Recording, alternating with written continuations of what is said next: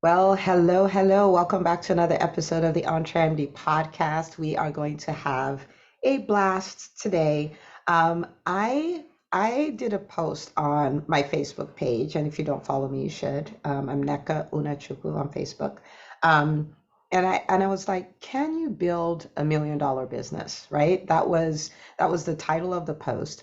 And I did that really because a lot of times there are a lot of conversations around, well, doctors can build businesses, but they can never replace their physician, income with a business and things like that. And I know I have coached at this point hundreds of physicians, and many, many of them have gone on to build six-figure, multiple six-figure, seven-figure businesses, multiple seven-figure businesses. And I've seen it happen again and again and again. And if anybody can, we can if we choose to. Some people are like, that's not what I want to do, and that's fine. But if you want to, the answer is yes, right? And so I did that post, like, can you build $1 million business? And, I was like, the answer is yes. The bigger question is, are you willing to pay the price to build a bigger business, right? So it's not so much can you as are you willing to do what it takes to build it? And usually the answer, when I would talk to people, they're like, I want to build $1 million business. And I start mapping out, like, I'm like, of course you can, but these are some of the things that need to happen. And if you will build it or not is dependent on if you are willing to do those things. Because the version of you that exists now cannot build the size of business that you dream of. You have to morph, you have to retool yourself, you have to become a different version of yourself, not at your core, but you have to acquire skills, you have to acquire new ways of thinking and all of that. And I said, you know what, let me unpack what some of those things you will need to do are. And I came up with seven things, and it got, it created a platform for a lot of conversation. And I was like, you know what, I'm going to come unpack that on a podcast episode. Okay. So we're going to be looking at the seven things you have to change if you want to build $1 million business. Okay. And for you, it may be your first million. It may be you looking on doing another million. So it's a multi, seven figure business, or you like, I've done a multi seven figure business for years. I want to build an eight-figure business. The concepts are the same. Okay. So the first change that you're going to need to make is a complete overhaul in the way you think. At the end of the day, the size of your life, the size of your business is not tied to the environment, not tied to conditions, not tied to your past. Like it really is tied to the size of your mind, right? It's tied to the way you think. You will hear sayings like, "As a man thinks, so is he," and there's nothing truer than that. And so, a lot of times, it's amazing as humans, we fight for the way we currently think when new information comes our way, new ways of doing things, when it occurs to us, we're like, no, I'm not going to do that. What I believe is, without really understanding that the way we think has created what we have now. And the only way to have something different is to think different. And so we almost have to reverse that, where we are not fighting for the way we think, we're fighting to think better. We're fighting to think bigger, right? Like that's the new fight. That's what we try to do. So for instance, things like I can't, like money is bad, and it's so funny how deeply rooted that is in most of us, where when we're building a six-figure business, for some, it doesn't show up at all because, I should be able to make enough to pay my bills and all of that stuff. But when you talk about 1 million, then people are like, that's obscene. Well, why is it obscene, right? Like, and so if you don't change that thinking, then that becomes a problem. It becomes a limiter, and you will self-sabotage every single time. Thoughts like, if it's going to be done well, I have to do it, right? Because when you want to hit that million, if you want to hit it and have a life and a business that you truly enjoy, you are going to go from getting results by yourself, by your effort, to getting results through people, which is a completely different way of thinking, right? Very, very different way of thinking. So you're not going to need to do that overhaul. Things like, nobody can do it like me. When you say nobody can do it like me, one, it means you haven't embraced the team concept. The other thing it means is that a lot of what you do, your genius is I've heard it described as unconscious competence, right? Which means you have this competency, but you don't know how. It's in your head, but it's like, it's all scrambled up, and it is your job to unscramble it, right? And go like, okay, how exactly do I get this result? What exactly do I do? What exactly is my process? And you start documenting that so it becomes more repeatable, and you can have a team do it. So these are some of the things, like there has to be that complete overhaul of how you think. Okay, so that's the first thing. The second thing is the willingness to live outside of your comfort zone. Building $1 million business will challenge you, and it will require that you live in discomfort. I've said this many times. I've said that if you do this long enough, you will get to this point where you become very comfortable being uncomfortable, because you know that is the path to greatness, right? As long as you're like, well, this is the way I've always done it, and I don't want to do that. I've never done it before. I'm afraid of rejection, all of those things. Like, as long as you hang on to that, you'll be hanging on to performing at less than your potential. The path to greatness is the path of discomfort, right? And so if you're going to build $1 million business, you're going to live outside your comfort zone. You are going to embrace the discomfort of selling. You're going to embrace the discomfort of documenting your procedures. You're going to embrace the discomfort of hiring. You're going to almost puke at how much you will need to pay some people to hire them. Okay? You're going to embrace the discomfort of trying new things, of pivoting. You're going to embrace the discomfort of all of those things, of trusting your team. You're going to embrace all of that. Okay, you're going to embrace the discomfort. Maybe you're like, I was, I'm not sure where I am right now, but profit and loss statements, conversations with the accountant, taxes, all, like, you're going to have to go away from, I don't do stuff like that, I don't want to talk about it, and I don't like lifting up the hood and looking under my business financially. And you're going to have to embrace the discomfort of, yes, this is what we do. And so a willingness to embrace discomfort, to live outside of your comfort zone. So that's number two.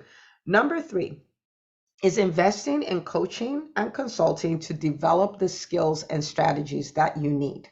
Okay. Now, for us to become physicians, we had to invest six figures, multiple six figures in an education, and the payment was due upfront, right?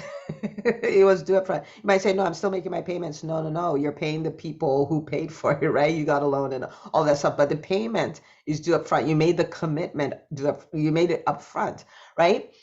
Now, if you are going to build a seven-figure, multiple seven, eight-figure business, you must recognize that you do not currently have the skills to pull it off.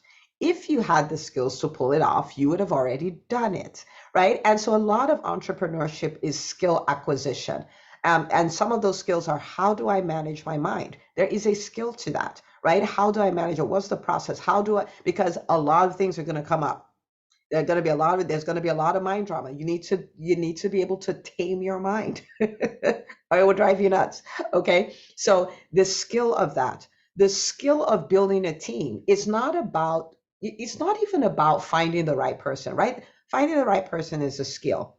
Onboarding the right person is a skill. Creating an environment where the A player can function as an A player is a skill. Building company culture is a skill. Having difficult conversation is a skill. De-hiring is a skill. Like, these are all skills, right? Goal setting at that level, right, is a skill. Selling, going from one to one to one to many, that is a skill. These are all skills that need to be acquired, right? Dealing with your taxes. How do people who run $1 million businesses go about their, handling their tax liability? These are all skills. They're not going to magically jump on you. Could you learn it from Google? Probably, but it will take you years. It may take you decades to pull that off. And so the willingness to invest so that you can create, right? You can acquire the skills you need to create the business you want, right? And so I literally go like, okay, this is what I want to do in my business. This is the skill that I need to acquire. Who is doing what I want to do and teaching others how to do it? Who's doing that? And then I invest. That's it. That's the way it works. And notice I call it an investment. I do not call it an expense. Sometimes people talk about coaching as an expense. It is not an expense. It is an investment. It's the gift that keeps giving. I invest really heavily in myself year after year. I mean, part of it is I understand my role in the physician community. I understand that a huge part of what I do is I help physicians build businesses. So I'm responsible for hundreds of physicians and helping them navigate the journey of entrepreneurship. So it is my job to be the best entrepreneur I can be. It is my job to expose myself to the skills, the experiences, the stories, the strategies, the tactics, and all of those things. So I'm in the best position to serve the people that I serve, right? But as an entrepreneur, when I want to make quantum leaps, I invest to acquire the skills to make quantum leaps. Okay. All right. So, and that is the reason why I promote the EntreMD Business School relentlessly, and I'm not ashamed of it at all because I know this is an investment. This is a platform for skills acquisition so that you can build the business you want to build. Okay. All right. So that is the third one. The fourth one, I've alluded to this a little bit, is embracing getting results through people rather than yourself. Now, this was a hard one for me. This is a hard one for a lot of physicians because, to an extent, we are perfectionists. And in a clinical setting, we understand team, right? Like we're not doing our own vitals. We're not sending out our own claims. We are not at the front desk greeting the patients and things like that for the most part. But when it comes to entrepreneurial thing, we want to do everything ourselves. We want to build a website. We want to do all the landing pages. We want to do every single call. We want to do all the automations and all of that. Like we want to do everything. Okay. But the only way to go up is to give up, right? Like you can't just keep going up, climbing ladders, acquiring things without giving up. It doesn't work that way. Now, could you hustle your way to a million and do it yourself? Probably. But remember, business is always a means to an end. It is not the end. It is not your life. And so if you're building a business in a way that you no longer have a business, you no longer have a life, then it's not being done right. Now, are there seasons where you have to put in a whole lot more than others? Yes. But if the model is I hustle till I die, then we have to ask ourselves a question like, why are we doing this, right? And so if you're going on the journey to a million, then that is the time to start bringing in team, right? That not bringing in, that's time to start like really focusing on team, getting results, and not just delegating the task, but also delegating the thinking, right? Like you're delegating the results. Like, this is what I want. Figure it out and get back to me, right? As opposed to this is what I want and this is exactly how you're going to do it, and da da da da da da, right? And so you start growing to that level where you're hiring those kind of people who can take over things, right? So you have people you hire who are producers, who you give them the instruction, this is how you produce. Then you hire people who are managers who manage the producers, and then you start looking at executives. So there's this whole range, but you need to start getting results through people where people can ask you, oh, how did you do this in your business? I'm like, I don't know. Ask this person, right? That's what you want to start doing. And at my business, we've set it up. Many of you have met Makita, and there's so many things that happen. It shows up a lot. Like when we do events, people are like, how did you do? I'm like, I don't know. Ask Makita. Oh, this is amazing. I'm like, isn't it? And it's my first time of seeing it too, right? But the more you do that, the more you build your team, the more you empower your team, the more you train your team, and the more you let go so that you can get results through other people, the closer you'll be to that 7-figure mark. Okay. So number five is crucial. It is accepting failure as part of the journey to success. If you are afraid of failed projects, so we're not talking about you being a failure. You're not a failure. There are so many people who dreamed of starting a business and they never did. There are so many people who would not promote their businesses, will not do that. You're doing all of that. You're not a failure, right? But you will have failed projects. You will try things that will not work, right? And the quicker you can recover from a failed project, the more you'll be on your journey to your first million, right? Because some people have a failed project and they don't touch it again for a year. That's a whole year. That's 365 days. That's 12 months gone, right? And we needed that much time to recover from one failed project. If you can have a failed project, turn around, go like, huh, what was the lesson from that? I guess we don't do that again. Boom, and keep it moving, then you are on your way, right? Because it is part of success. I tell the story of Michael Hyatt, and he said this openly. And he talks about a time that they had a launch for a new product that they were like, huh, we think the market would want this.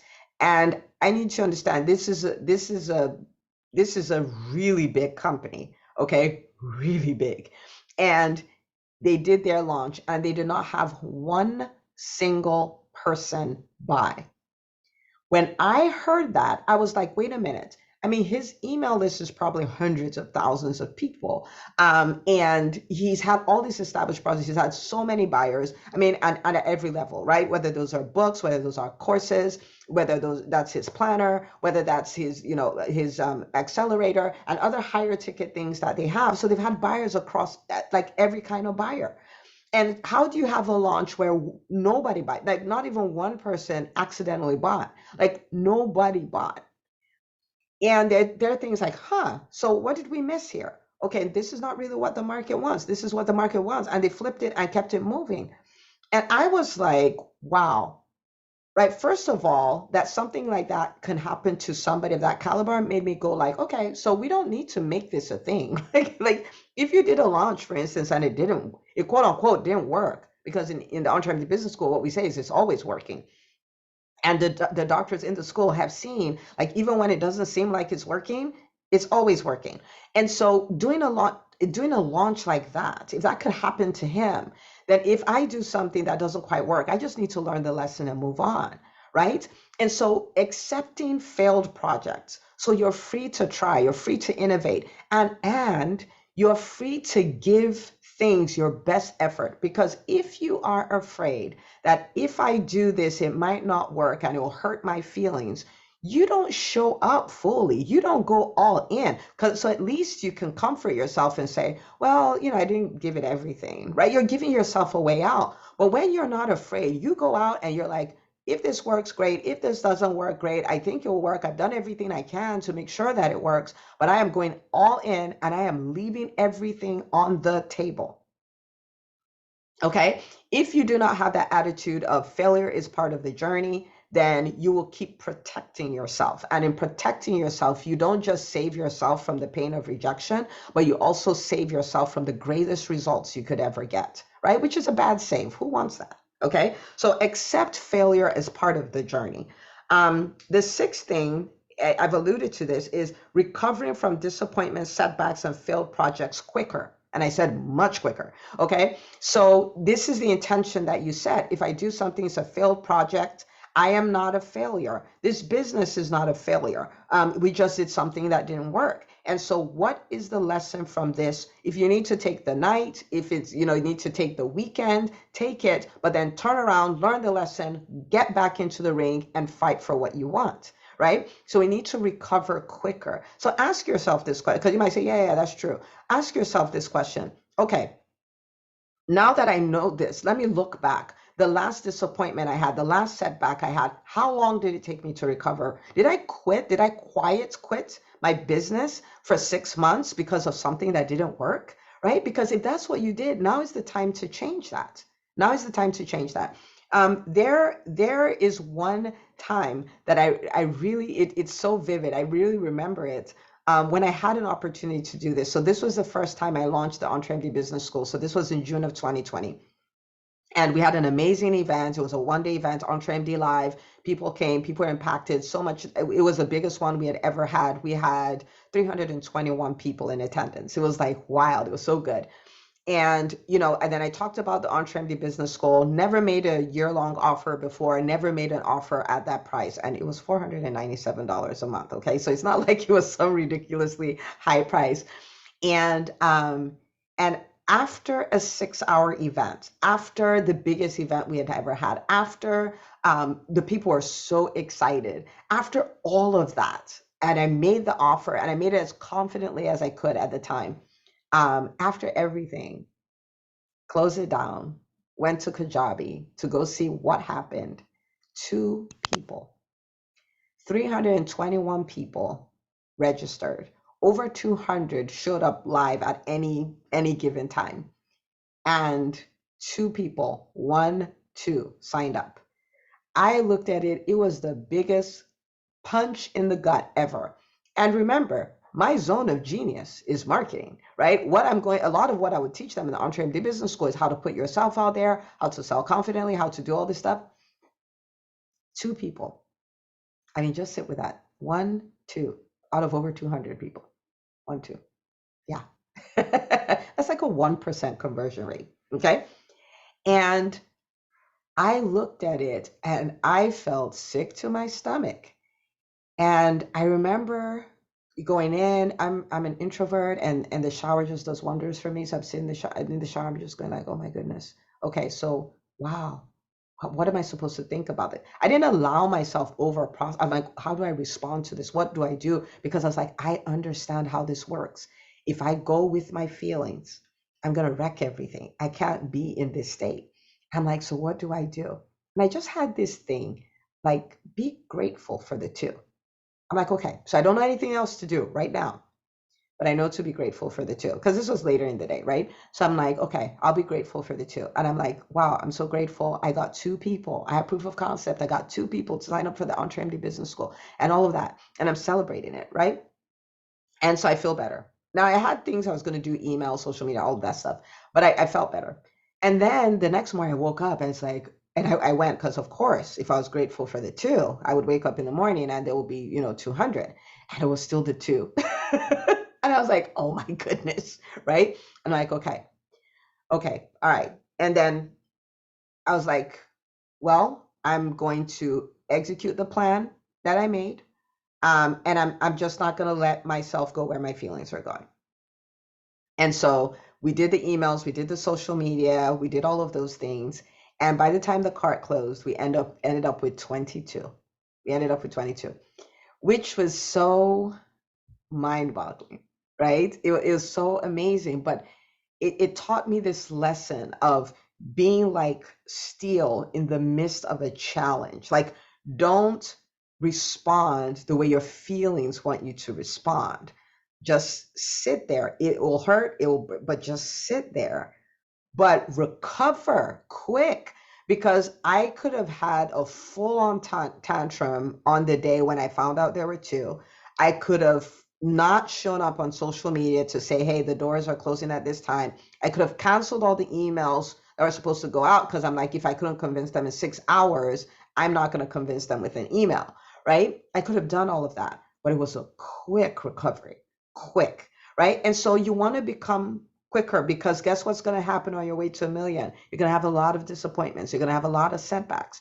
And they're not bad things. They just are, right? It's kind of like a baby starts walking, and we know that the baby's going to walk and fall and walk and fall and walk and fall. It's just part of the process. It's not bad. Like, they don't fall and you're like, wow, my 1-year-old started walking yesterday and he's falling, I'm concerned, right? Like, we're not concerned about stuff like that because it's part of the journey. So if you accept failure as part of the journey of success, then you're willing to put yourself out there, go out, and all of that. Okay. And if you're able to recover quicker, then you're not sitting in that. Like, you can keep moving forward, right? You keep moving forward. And finally, this is a huge one. Now, this is huge if you truly want to build a business that is like what we describe in the EntreMD Business School. So this is what I tell them. I say, we are building the most innovative, the most impactful, and the most profitable businesses in the physician space, right? And when I say physician space, I don't mean medical businesses. I mean, physician businesses owned by physicians. And I'm like, that's what we're building. So this is not about getting a quick buck. This is not about hitting 100K so you can say I hit 100K, or hitting a million so I can say I hit a million. This is about building businesses that will change our world and that will create financial and time freedom for you and your family. The last thing on my list is learning to say no to many good ideas so you can focus on the idea. And I'm going to say this again, learning to say no to many good, I didn't say bad, good ideas so you can focus on the idea. And this is so critical because you as an entrepreneur will have so many ideas. And people will come and give you so many ideas. You have so many opportunities to for shiny object syndrome, for squirrelitis, like going all over the place. But I want you to think about every business that is changing the world. It started off focusing on one idea. Now, as they got much bigger, they could have branched off and started doing other things, but it's one thing that brought them to the limelight, right? And so, yes, maybe you pick up some other things, but you have to have the thing. And you have to be disciplined with the thing so you're not distracted from the thing. There is a the thing. There is. And I have had years, like for instance, for 2022, my project for 2022 was actually to sit in and work on my product, my primary product, which is the EntreMD Business School. Build it out, get people massive results, serve the clients to the best of your ability, build out a curriculum, build out a process. Like, how can I shorten the time it will take you from I have an idea to launch? From launch to first six figures, from six figures to multiple, from multiple six to seven, from seven to multiple seven, from multiple seven to eight. Like, working all those processes. You better believe that every time I take a shower, I come up with a new business idea. But if you are going to build a big business, if you are going to be that person who builds seven, multiple seven, eight figures, you become this person who focuses on the thing. You focus on the thing, right? Because the thing can take you to a million, right? Now, as you get bigger, you can have all these other things, but there is focus that is required to create something that will produce seven figures in a year, continue to produce seven figures in a year, have a profound impact, be established as a category of one. It requires a certain level of focus. It's almost as though the marketplace won't pay attention to you until they know you're serious and consistent and focused on something, right? And so learning to say no, learning to say no. Yeah, people walk up to me and say, "Hey, what you're doing for doctors, you can also do for nurses." And I'm like, "I know that, but I can't do that yet. This is what I'm doing. What you're doing for entrepreneurs, you can do for all entrepreneurs. I know that. I can't do that yet. I'm working on this.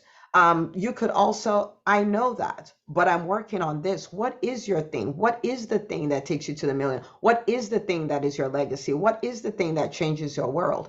Focus on the thing. You have so many opportunities to get distracted, to focus on seven things, to convince yourself you can build 17 businesses at the same time. And I want to invite you to not do that, especially on the way to your first million. Own something, hold something, work something, turn it into a masterpiece, sell it like crazy, talk about it like crazy, rise to the top as a thought leader, talking about this thing. And then it sets the platform for you to do whatever else you want. Coke became Coke by Coke. Now Coke has what, 200 different drinks? But they became Coke by being Coke. Okay, Coca-Cola became Coca-Cola by focusing on Coke. All right. All right. So those are the seven things. They're high level things. You can't change them. These are things that are universal. They're classics. No recession, hyperinflation, whatever, good times, bad times will change it. These are some of the things that you are going to need to change on your way to your first or your next million. Okay. So what I want you to do is, this may be an episode you have to go listen to again and again and again. You may want to pull out, a journal and sit and audit, like, okay, which of these am I doing? Which of them am I not doing? Where should I make some adjustments? As far as the investments go, as you're a physician and you want to do this, I strongly recommend that you come and join us in the EntreMD Business School, because this is what we do. Okay, this is what we do. Now, whether you're launching and trying to hit your first six figures, or you're trying to hit seven figures or go past seven figures, there is a spot for you. Okay, there is a spot for you. We even have a tier that is specifically for people in the close to the seven figure mark and are ready to do the hyper growth to get there, where we focus on team and processes, on maximizing profits and all of that. So it is application only. fill out an application, entremd.com/business. We will talk to you about how we think this can work for you. If it is not a good fit, we will be the first to tell you. And we have done this with many doctors. This is not a good fit for you. What you're trying to accomplish is not something that we do. So we're not trying to convince you. We're not trying to manipulate you. We're trying to support you. We are here for physicians. That's what we do. We are here to help you build big businesses, and not just big for the sake of it, but businesses that are most innovative, most impactful, are most profitable. Okay. All right. So that's what I have for you. And let me tell you, I am looking forward to sometime from now getting a PM from you saying, Dr. Una, you were right.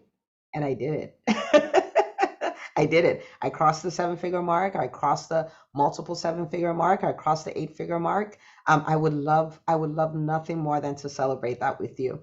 And if you listen to this episode and decide to join the EntreMD Business School, when you come in, let me know too, okay? Because I'm always celebrating doctors. I love doctors, okay? All right. So don't believe the lie that you can't, but also don't believe the lie that you have everything it takes right now to pull this off. You are going to need to change. That is universal. Okay. So do the change. And I cannot wait to celebrate you. Share this with another physician. And I will see you on the next episode of the EntreMD podcast.